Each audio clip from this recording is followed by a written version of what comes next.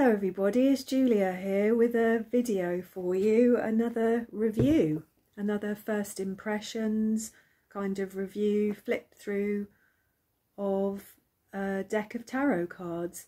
This is going to be my last one of these kind of videos for a while because this is the last deck that I've got to do a video on. I've said to people, don't buy me any more cards for the time being.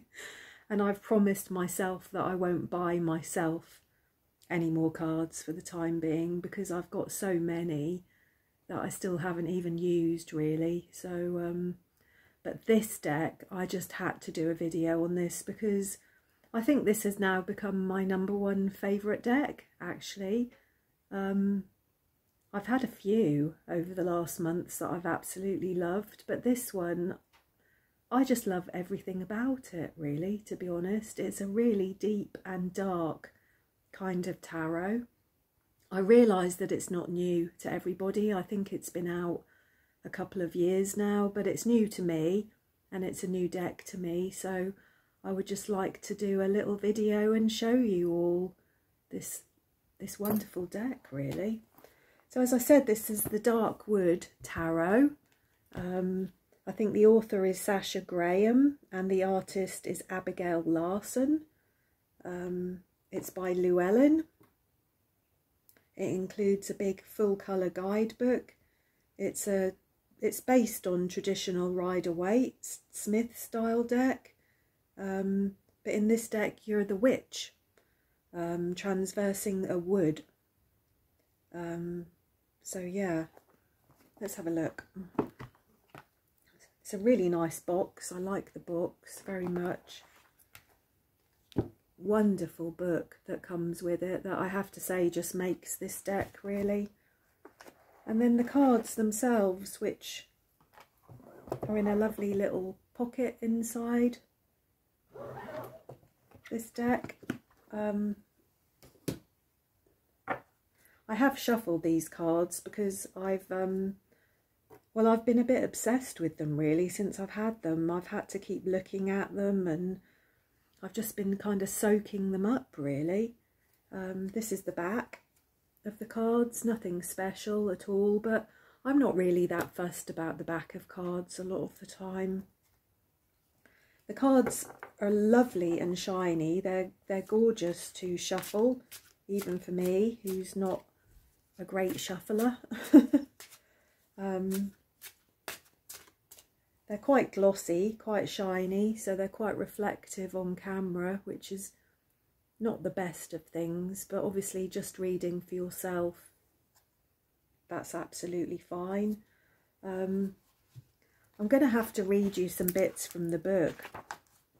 This book is just fantastic. It's got so many things in it that just resonate, that make me smile, that make me laugh, that are I'm spinning over my words, that are thought-provoking. The lady that wrote this book, Sasha Graham, I mean, wow. There's so many things to love. Even this little bit here at the beginning of the book from Star Wars. Luke, what's in there? Yoda, only what you take with you. And isn't that the truth for all of us? So this is your guide through the Dark Wood Tarot, and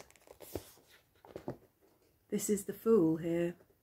This is the lady protagonist starting her journey.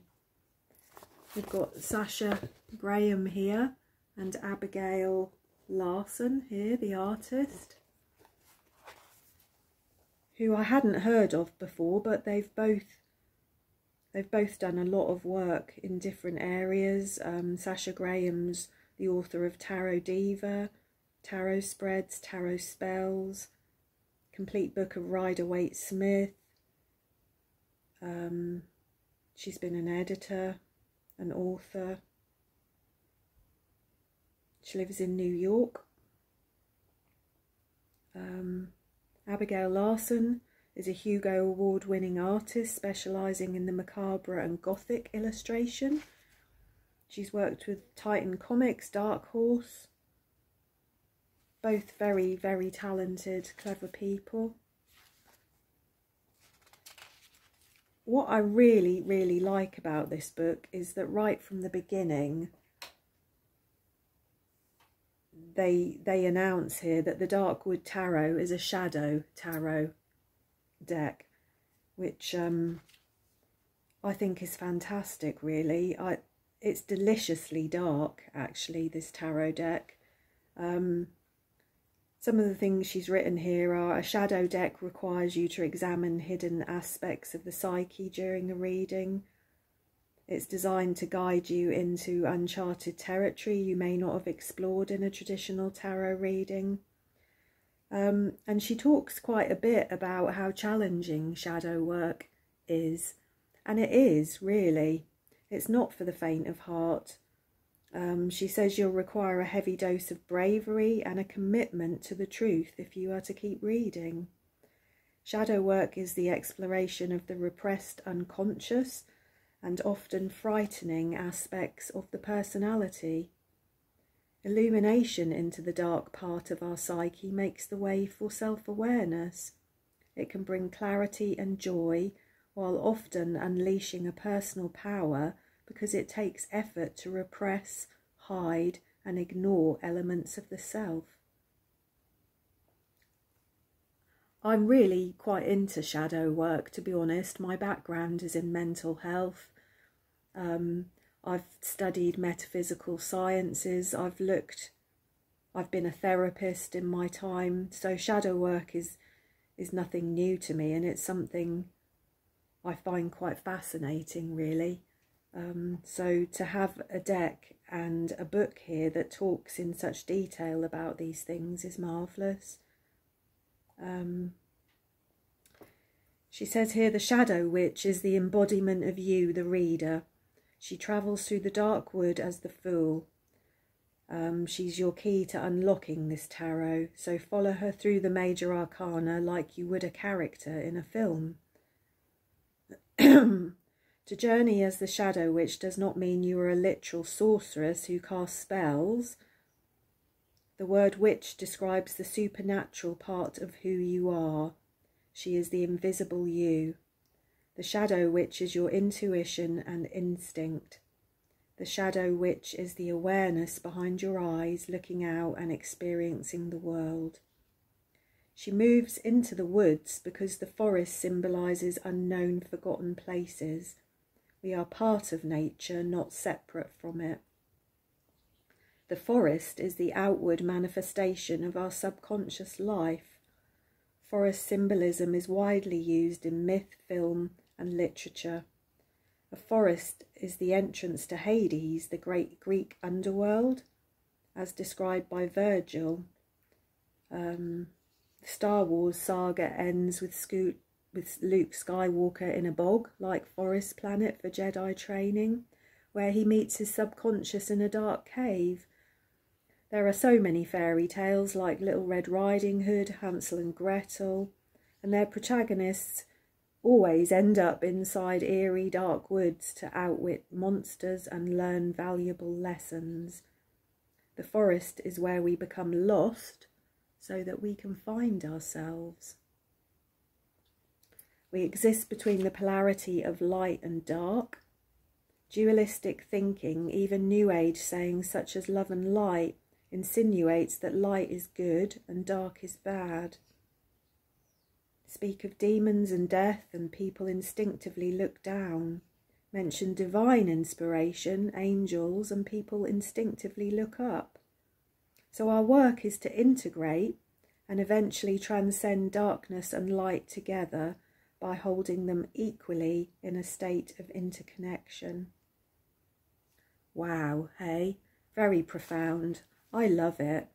I've just been reading and reading and reading this book. I don't tend often to read the books that come with my tarot decks, particularly because I think it's important actually that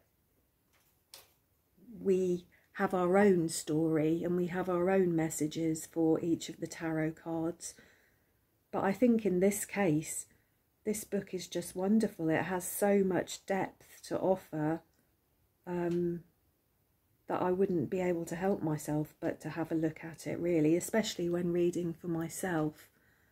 And I think actually what I'm going to do with this deck is I'm going to integrate this as part of my morning ritual, where I get up in the morning and I light a candle and I draw a couple of tarot and oracle cards, which I record in my Moonology journal.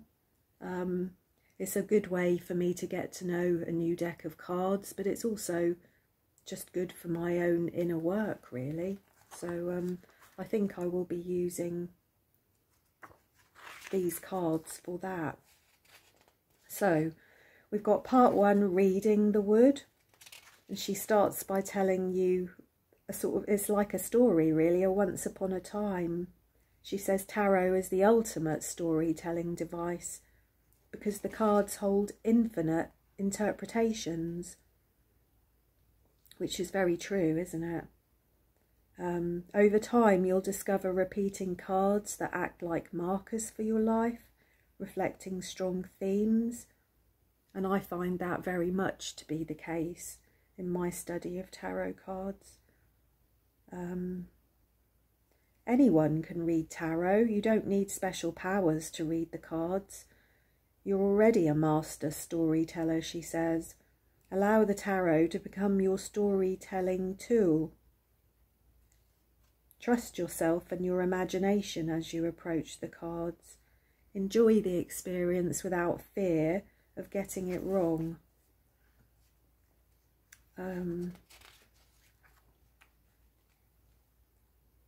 What else have we got here? Oh, there's just so much. I wish I could read all of this book to you, really, to be honest. We've got tips for intermediate intuitive readings, tips for deeper readings, where she encourages you to look for your own personal meanings in the cards, what songs, smells or emotional qualities the cards invoke. Look for examples in everyday life. You could imagine what happens before and after the action in the card and think about if the tarot card could speak to you, what might it say? She talks a lot about the shadow self here and shadow meanings in tarot, which I found absolutely fascinating. As I said, I have studied these. I've been very interested in archetypes, the works of Carl Jung.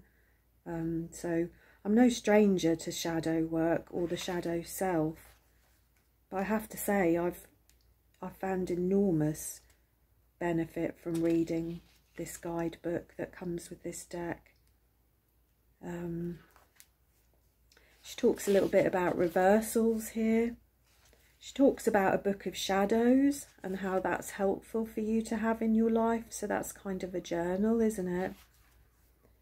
She talks about an initiation of owning a tarot deck and how to perform a ritual to become familiar with the characters and landscapes within your deck. She gives you some examples of questions you can ask for yourself, if reading for yourself. She talks about enchantments here, recurring patterns, numerology, the 4 suits, the court cards. There's a few tarot spreads here.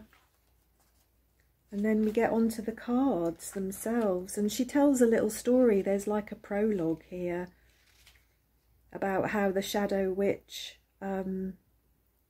came to be, really, and how she started her journey.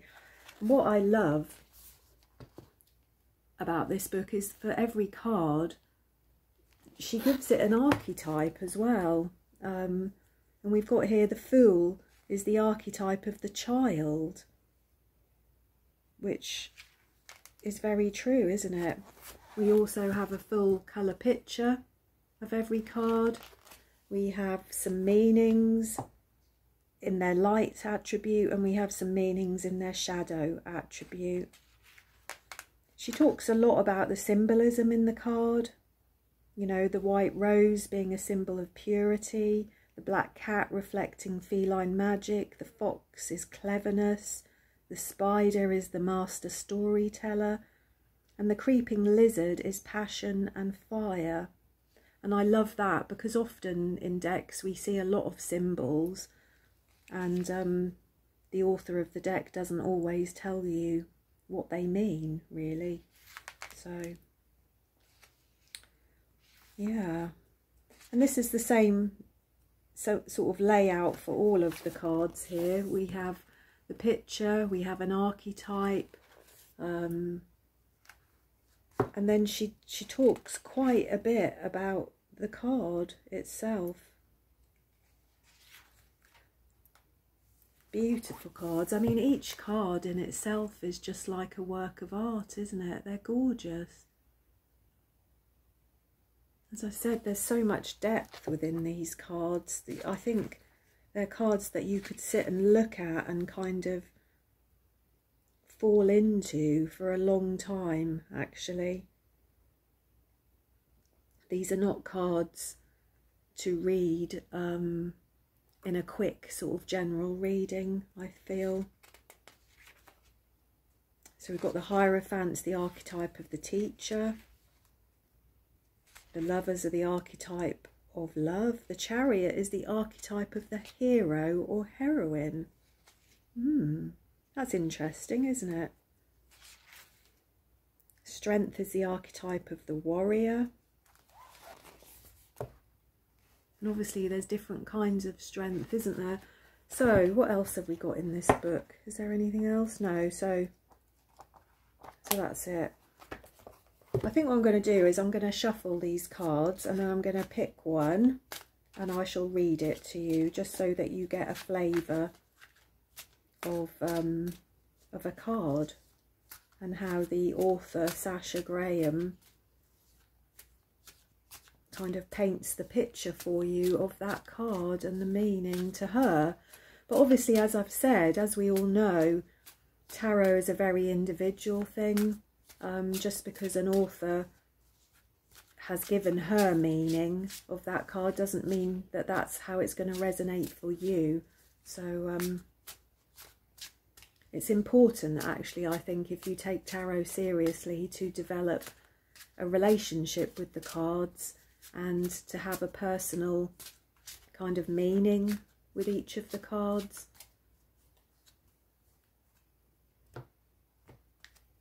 So, what have we got? We've got the Wheel of Fortune. How lovely.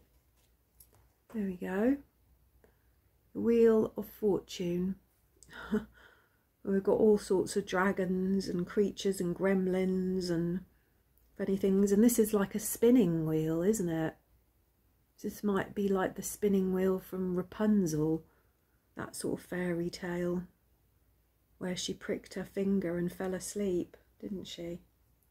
Is that Rapunzel or is that Sleeping Beauty? I'm not sure. Anyway, card number 10 is the Wheel of Fortune. I love the Hermit there. Look at that, look, beautiful Hermit.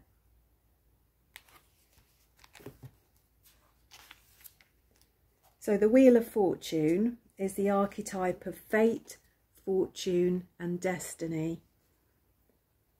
The shadow witch fell out of time as she visited the hermit, so time is an illusion after all.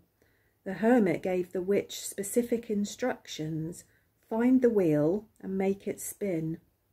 It didn't take long for the witch to discover an old spindle spinning wheel covered in curious creatures. She feels the dark wood spring to life as she becomes the activating principle of the universe. Wow. The Wheel of Fortune reflects the motion of the universe and the ebb and flow of time, its cyclical rhythms, morning, noon and night. It is the rotation of the earth as it travels around the sun. The wheel reflects ups and downs and life cycles. The secret to ultimate equilibrium is to find your centre point. Can you focus on the centre of the wheel? Can you place yourself in the stillness? If you do, no matter how fast or slow the wheel spins, no matter if you are mowing, no matter if you are moving up into pleasure or moving down into anxiety, you can access steadiness. The unshakable quality is a response from the truth of who you are. The snake plummets down while the fairy rises. Each corner's direction holds an elemental of earth, air, fire and water. The wheel marks the halfway point between the Fool and the World cards. The four-corner fairies foreshadow the World card to come, and their books hold the secret of elementals. So its meaning in its light attributes is life's ups and downs, the rhythm and flow of existence, expansion and movement. The Wheel of Fortune is turning in your favour, the ability to ride the challenges and blessings, accepting help from the unseen. And in its shadow attributes, this is the inability to be happy and present in the present moment, a preoccupation with an imagined future outcome, clinging to a magical fairy tale ending where life will be perfect when and if only. Do you see what I mean? These cards are extremely profound. I love them. I really do. And actually this bit here about the secret to ultimate equilibrium is to find your centre point. Can you focus on the centre of the wheel? That reminds me very much of another deck of cards that's very profound, is the Osho Zen, the Buddhist tarot deck, where Osho Zen in that deck talks about how important it is to stick to the centre of the wheel because there's less movement. If you're on the outside of the wheel as it starts to spin, you're much more likely to get thrown off or caught up in the movement and the chaos of it. But if you're in the centre of the wheel, it's like you're unshakable and you're steady. You're not going to have too many big drastic ups and downs in your life. So anyway, there we go. I absolutely love this deck. Some of the cards are really quite dark actually. I mean, this one for instance, this is the Five of Swords, which can often be quite a dark card, but if you look at this one here, this one witch here is actually stabbing another witch in the back with swords. You know, that really is quite dark, isn't it? What else have we got here? Got the Five of Pentacles, the Six of Swords. That's beautiful. That's often a gorgeous card, isn't it? The Six of Swords, this kind of moving away from difficult things. The Two of Cups, isn't that marvellous? Look, these two kind of demon horses here. The Two of Pentacles, the staggeringly gorgeous Queen of Wands, the magical, powerful Queen of Wands. I often think that she's like the female version of the magician, isn't she? The Nine of Swords,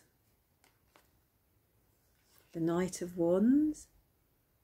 So we don't just see the witch in these cards, we do have some other characters. The Eight of Wands, the Seven of Wands. I think that'll do, really, to be honest, to show you. I think that's a good flavour of this deck, isn't it? As I said, I absolutely love it, and I should imagine that this Darkwood Tarot guidebook here is going to end up next to my bed for some time, for a bit of bedtime reading. It will then end up on my tarot table for some practice with the cards. And as I said, I think I will be incorporating this deck into my morning sort of candle, cup of tea, moonology journal kind of ritual that I have in the morning, where I draw a couple of cards for myself. So and I hope to bring these cards out at some point to do some shadow work readings for you all in some videos. So anyway, I hope that you enjoyed this little look through the tarot deck, and I hope that this has provided some inspiration for you to either use your own deck that you might have, or to buy this deck. So anyway, thank you. I hope to be back later in the week with some readings for people, some videos. We're getting close to Valentine's Day now, so I shall probably, the theme of my readings for the rest of February will probably be love and relationship readings of one kind or another. So I look forward to seeing you there. Thank you.